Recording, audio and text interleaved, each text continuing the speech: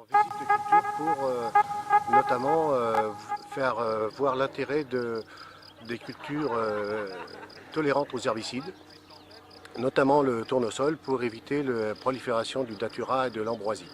Parce que c'est des techniques innovantes qui permettent d'éviter d'avoir ce genre de plantes invasives dans la culture de tournesol. Plantes invasives qui peuvent aller jusqu'à l'interdiction de commercialiser la culture de tournesol. Donc les VTH, ce sont des variétés tolérantes aux herbicides, à certains herbicides. Et l'atout de ces VTH, c'est qu'on peut désherber le champ lorsque la culture est développée, et si les trois quarts de la parcelle sont propres, on n'a pas besoin de désherber. On va désherber que là où il y a les plantes invasives. Donc c'est vraiment un intérêt très intéressant, puisque dans une parcelle, on va traiter que 25% par exemple dans l'exemple que je viens de prendre. C'est à la fois une économie, c'est aussi un atout écologique très intéressant.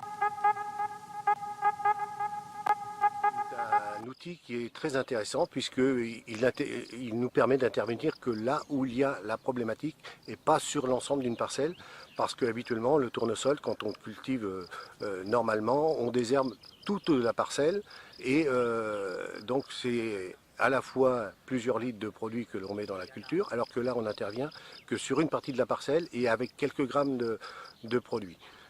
L'autre atout, c'est qu'on peut utiliser le binage avant d'utiliser ces produits herbicides, puisque le binage peut aussi pallier à l'utilisation des produits chimiques. Alors des années comme cette année, c'est pas possible parce qu'il tombe de l'eau tous les jours.